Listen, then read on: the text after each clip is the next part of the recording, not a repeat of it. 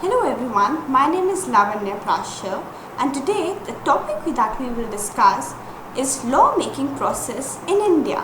So let's begin with it. The basic function of a parliament is to make laws, amend them and repeal them. The process of law-making begins with the introduction of bill in either house.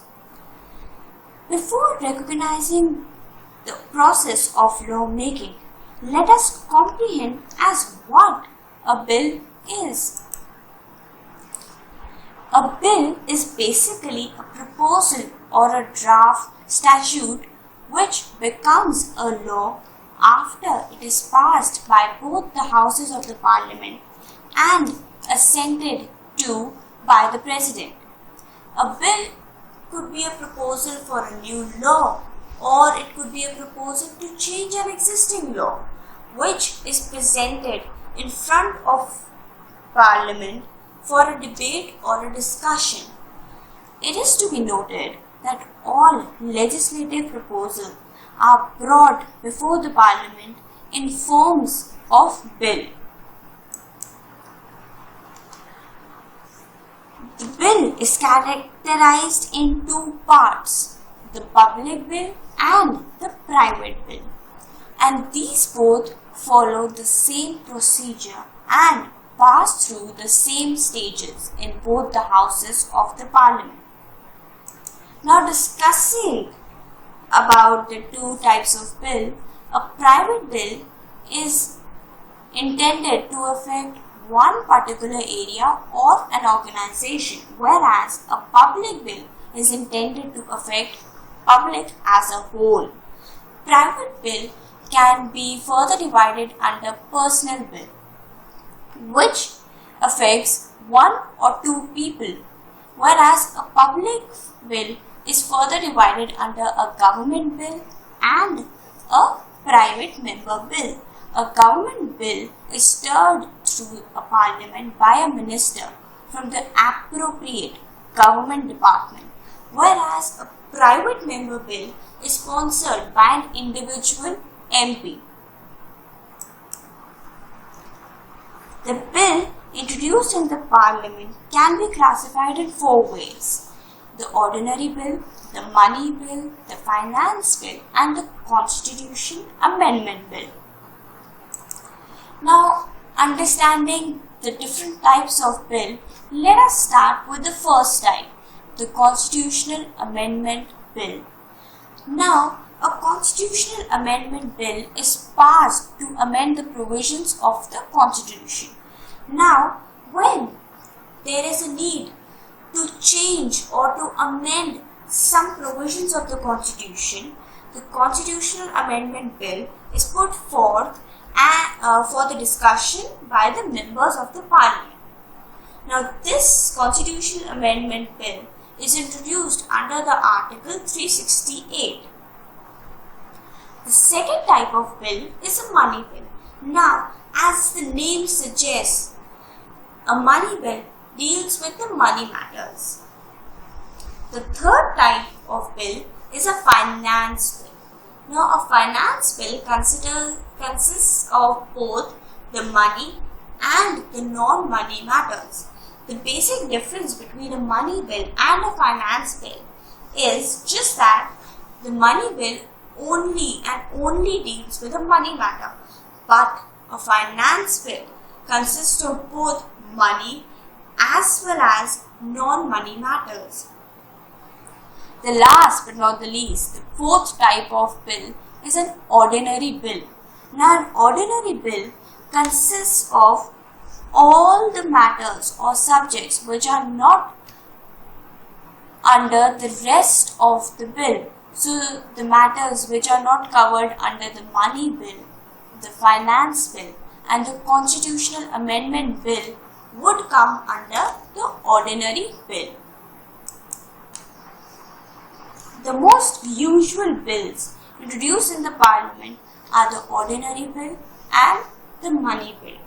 The distinction between the two is as follows. An ordinary bill can either be introduced in Lok Sabha or Rajya Sabha, but a money bill can only be introduced in the Lok Sabha and not in the Rajya Sabha. The second, ordinary bill can be introduced either by a minister or by a private member, but a money bill can only be introduced by a minister. Third, ordinary bill is introduced without the recommendation of the president, but a money bill is only introduced on the recommendation of the president. Fourth, the ordinary bill can be amended or rejected by the Rajya Sabha, but a money bill cannot be amended or rejected by the Rajya Sabha. The Rajya Sabha should return the bill with or without recommendation, which may be accepted or rejected by the Lok Sabha. Fifth, an ordinary bill can be detained by the Rajya Sabha for a maximum period of 6 months, but a money bill can only be detained by Rajya Sabha for maximum period of 14 days. Sixth, an ordinary bill does not require the certification of the Speaker when transmitted in the Rajya Sabha, but a money bill requires the certification of the Speaker when transmitted to the Rajya Sabha. Seventh, an ordinary bill is sent to the President's assent only after being approved by the both houses.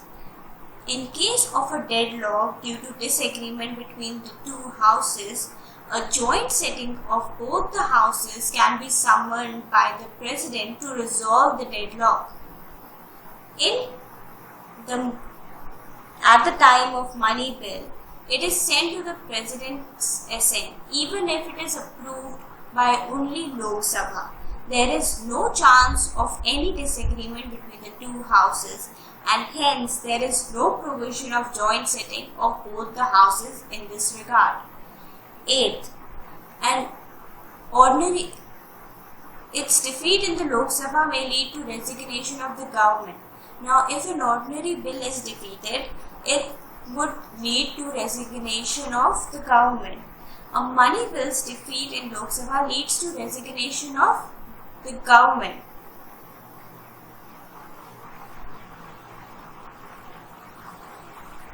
Ninth, it is rejected, approved, or returned for reconsideration by the President. A money bill can also be rejected, approved, but it cannot be returned for reconsideration by the President. So, there is a constant discourse about the meaning of a bill and an act. People are not familiar with the contrast between an act and a bill.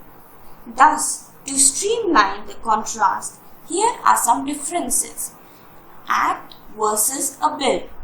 And first, an act is a law passed by the Parliament, whereas a bill is a draft of a proposed law that is presented to the Parliament. So an act is a law that has already been passed by the Parliament, but a bill is just a draft which is proposed or presented in front of the Parliament in order to make a law. Second, act is called a bill before it is approved by the Parliament. A bill becomes an act after it is approved by the Parliament. So, every act is a bill, but not every bill becomes an act. Third, act can create a new law or change an existing law, but a bill can propose a new law or change an existing law. So, an act can create a new law, but a bill can only propose a new law or change an existing law. Fourthly, it is difficult to change an act once it is implemented, but a bill can be changed easily as compared to an act. While going deeper into the process of law making, as we have already discussed before, The beginning of process is via introduction of bill in either house. Accordingly, let's dive to appreciate the steps through which a bill transformed into an act.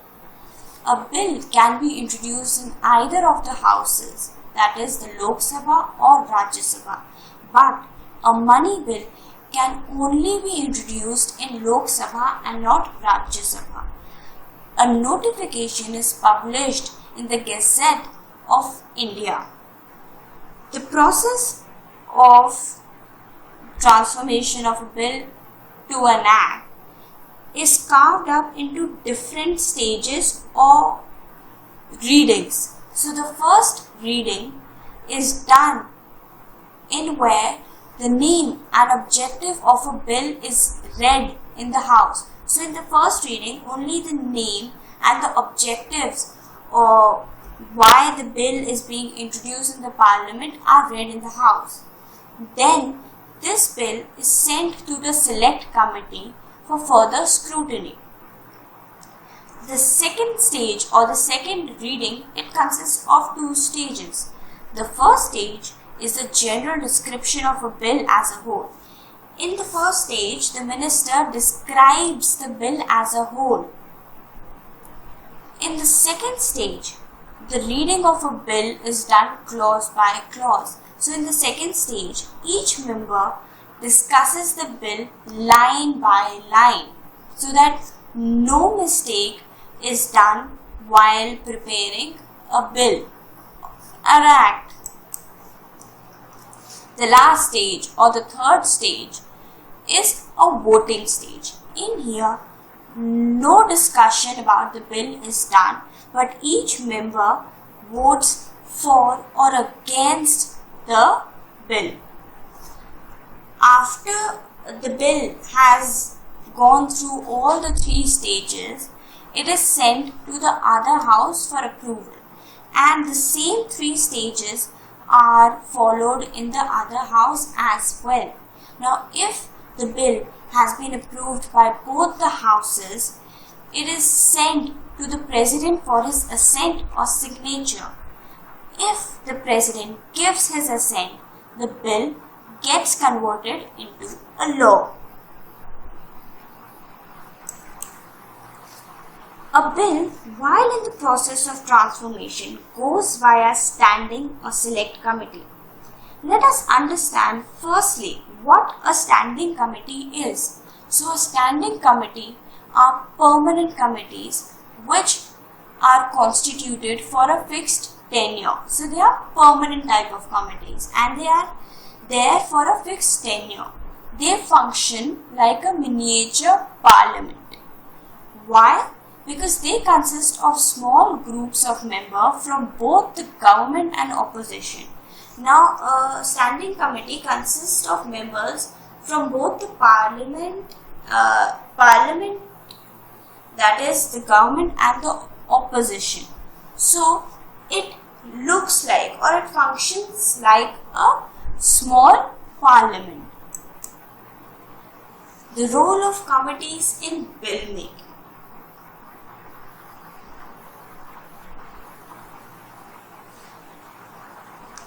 So the select committee plays a pivotal role in the process of law making. Their task is to examine each bill which is referred to a committee by the parliament. So their function is to examine all the bills which are referred by the parliament to them. Second, while examining the bill, they make amendments to extent which are agreed by the committee. So the committees, they make amendments or they change the bill to an extent in where all the members of the committee agree. Third, using committees, parliaments smoothly carry out investigation, scrutiny and control public accounts. Now, since parliament has so much work, thus using committees, it helps the parliament to smoothly carry out their investigations, scrutiny and also control the public accounts.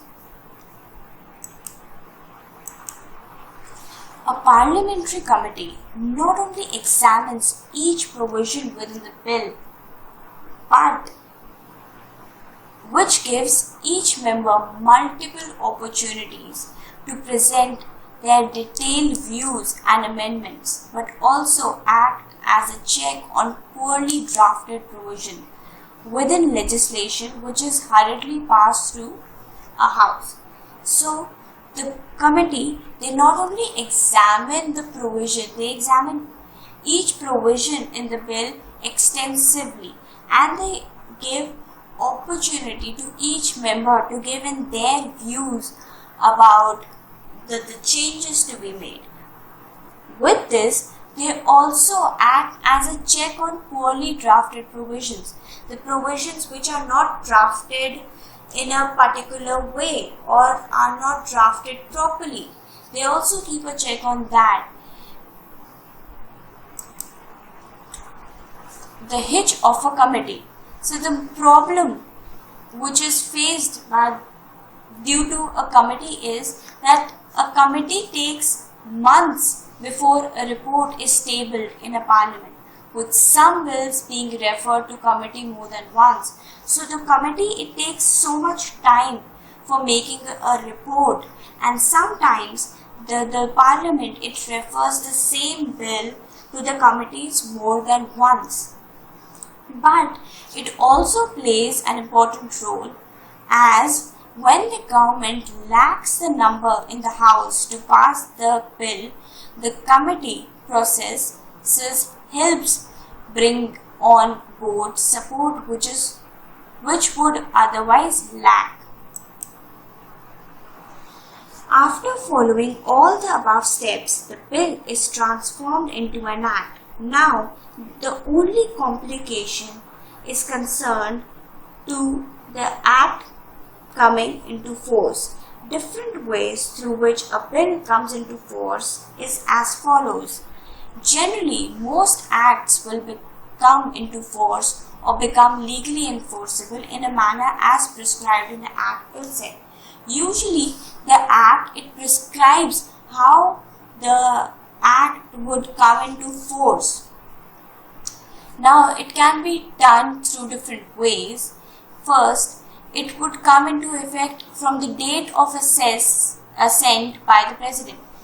First, so the Act can come into force from the day the President signs the Act, which is in case of ordinances. Second, a specific date is mentioned in the Act itself, or a specific date is mentioned in the Act when this Act would come into force, which happens usually in the finance bills. Third, on a day as per the wish of central or state government, as the case may be. So, the third way is that the central or state government, they decide a day on which the Act would come into force. In the case of commencement of an Act, is as made as per the wish of government, a separate gazette notification is made, which is mostly accompanied by the rules of subordinate legislation in another gazette notification. I hope this video would have helped you. Thank you.